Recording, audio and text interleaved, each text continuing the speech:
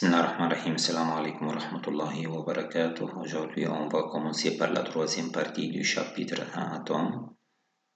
Les objectifs, identifier les isotopes et calculer la masse atomique moyenne d'éléments chimiques. Il faut préparer le crayon et le fichier de l'élève. Considérer trois formes de l'élément carbone pour faire la définition du isotope.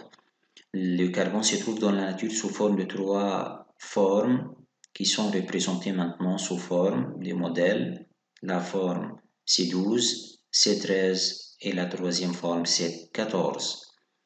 Observez bien, il y a maintenant des compositions nucléaires différentes car la composition des nuages électroniques comporte seulement des électrons et les nombres d'électrons changent lorsque l'atome gagne ou perd d'électrons. Pour cela, il faut prendre en considération seulement la composition nucléaire.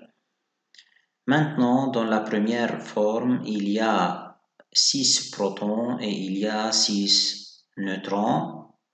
La deuxième forme comporte 6 protons et 7 neutrons et la troisième comporte 6 protons et 6 neutrons. Pour cela, on peut déduire que les nombres de protons dans les trois formes de carbone ne changent pas, égal à 6, tandis que le nombre de neutrons change d'une forme à une autre. Pour cela, les isotopes sont des atomes d'un même élément qui ont le même nombre de protons et se diffèrent par le nombre de neutrons.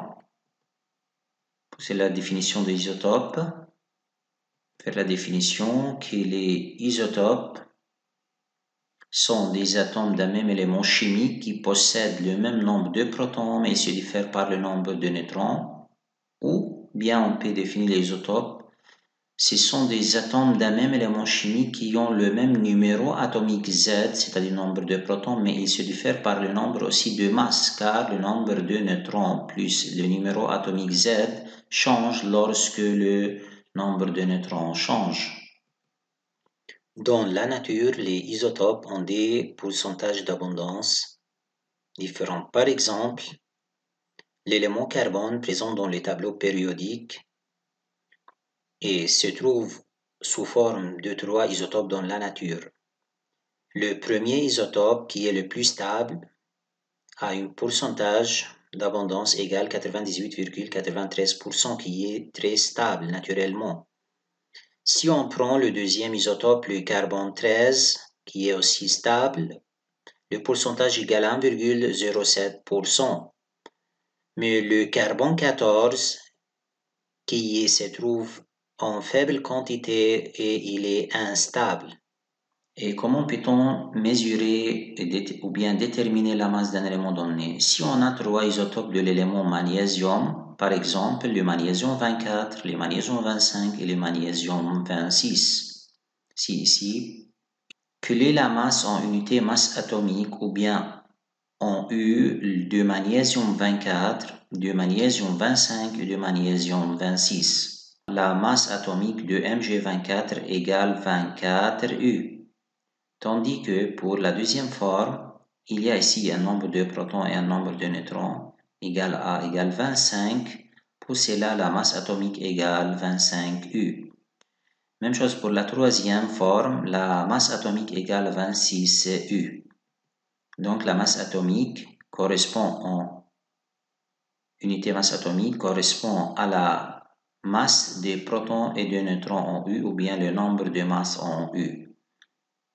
Comment peut-on trouver la masse moyenne d'un élément chimique? Par exemple, calculer la masse de l'élément magnésium. Et vous avez observé que le magnésium se trouve sous forme de trois isotopes, magnésium 24, magnésium 25 et magnésium 26.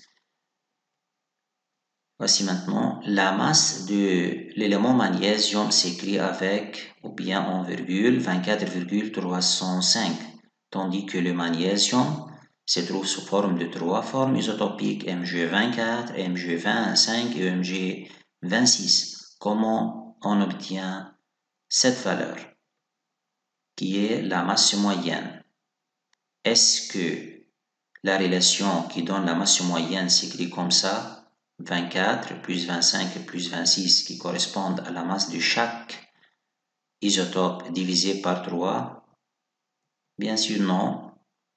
Il y a une règle qui donne la masse moyenne. Dans la nature, les isotopes d'un même élément chimique se trouvent dans la même case du tableau périodique. Et on prend maintenant les isotopes de magnésium, Mg24, Mg25, Mg26 et on va étudier les pourcentages d'abondance de chaque isotope et comment peut-on déterminer la masse atomique moyenne de l'élément magnésium. Par exemple, le magnésium 24 a un pourcentage d'abondance égal à 79%, qui est le plus abondant dans la nature, tandis que le deuxième isotope Mg25 a 10% et le troisième 11%. Ce diagramme représente les pourcentages d'abondance des isotopes de magnésium et on peut déduire d'après une règle tout de suite la masse atomique moyenne égale 24,30485 qui est proche de 24 qui est le plus stable. Une règle qui donne la masse moyenne d'un élément chimique s'écrit comme masse moyenne égale au nombre de masses du premier, par exemple, isotope multiplié par le pourcentage isotopique plus le nombre de masses du deuxième isotope multiplié par le pourcentage isotopique du deuxième et ainsi de suite divisé par 100, car l'isotope se trouve en pourcentage dans la nature. La masse d'un seul atome égale le nombre de masses en unité masse atomique. On prend maintenant un exemple pour déterminer la masse atomique moyenne, l'élément oxygène. L'oxygène se trouve dans la nature sous forme de 3 formes isotopiques qui sont représentées dans ce tableau-là, 2. Donc, l'isotope d'oxygène se trouve dans la nature sous forme de 3 isotopes de pourcentage d'abondance différents. Pour cela, pour déterminer la masse atomique moyenne de l'élément oxygène, il faut appliquer la règle suivante. On met maintenant les valeurs dans le tableau. Par exemple, A1, CA1, 16, et c'est le pourcentage de l'isotope 1, plus A2, CA2, et c'est le pourcentage de l'isotope 2, et ainsi de suite. On obtient la réponse suivante, qui est la masse atomique de l'élément oxygène égale 16,004 U, car la masse atomique égale au nombre de masses calculées en U, unité masse atomique. Maintenant, on va faire une petite évaluation. Si on a les pourcentages d'abondance de l'isotope de fer dans la nature dans le tableau suivant, il y a 3 isotopes de fer, il y a une forme isotopique A à déterminer et le pourcentage aussi d'abondance à déterminer. Tout de suite, la première question, calculer le pourcentage d'abondance de fer 26A. Comment peut-on déterminer le pourcentage d'abondance d'un isotope donné?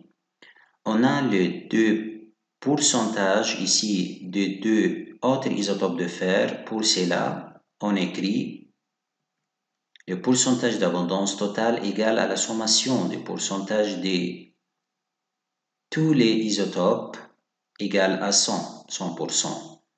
Pour cela, on peut déduire que X, qui est le pourcentage de l'élément Fe26A, égale à 2,5%.